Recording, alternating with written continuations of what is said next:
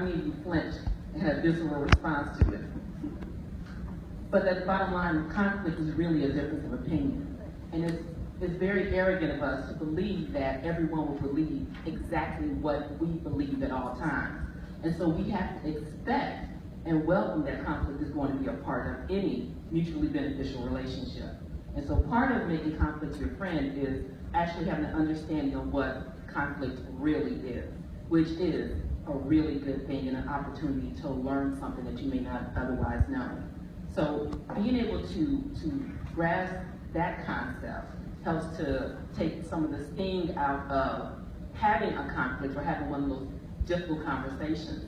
And when you can do that, it makes it so much easier to really be about opening yourself up to learning someone else's truth and being open and receptive to it and not offended by it when it's not your own. Thank you.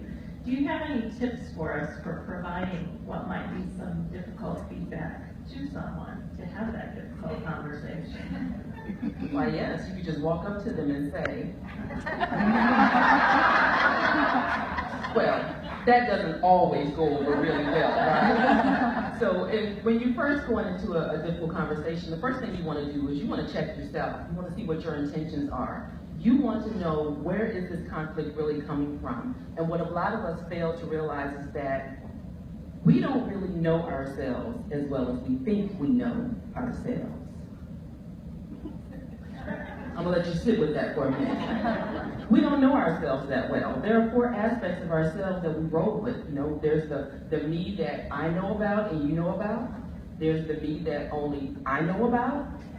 There's the me that you know about that I don't know about. Right? And then there's the me that none of us know about.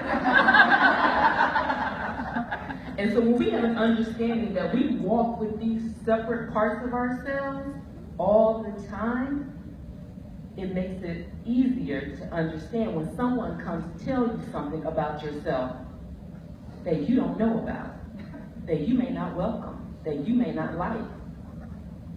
But you have to recognize that there are aspects of yourself that you may not be fully aware of that could be contributing to a conflictual relationship with someone.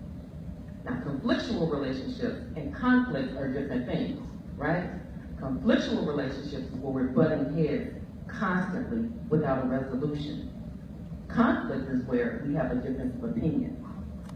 And I have to acknowledge and understand and be okay with the fact that you may have a completely difference of opinion about me than I have about myself. But then I will probably tell you that you were wrong. Because that's what we do, right? Oh no, I would never do that. Right?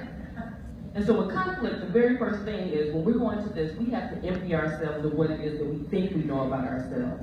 We have to empty ourselves of the judgment that we may place on someone else's intention. We also have to fill ourselves with empathy.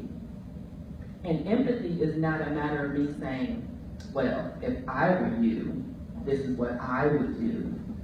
Empathy is fully putting yourself in that person's situation as them, not as you, based on what they're going through in their life, their totality of their life experience. Maybe I can see how they came to this conclusion. Maybe I can see why they act out this way. And also, we have to give people the benefit of the doubt. The benefit of the doubt that we are all doing the best that we can in any given moment. It may not be what we want to see. It may not be how we want to respond. But we also have to excuse ourselves for sometimes acting up. Right? Because I don't know if you guys have picked up on it or not, but sometimes I act up. And I forgive myself a lot. So if I can forgive me for acting up, surely I can forgive you for acting up. And we can forgive each other for acting up and having a good understanding of that. But when it comes to conflict, you really have to invest in a relationship prior to having these difficult conversations. You cannot wait until the moment of conflict to try and build trust. So at the inception of the relationship, it has to be about developing and maintaining that very delicate aspect of trust that will get you through a conflict and can help you see each other the way that you really intend to be seen. Thank you. You're welcome.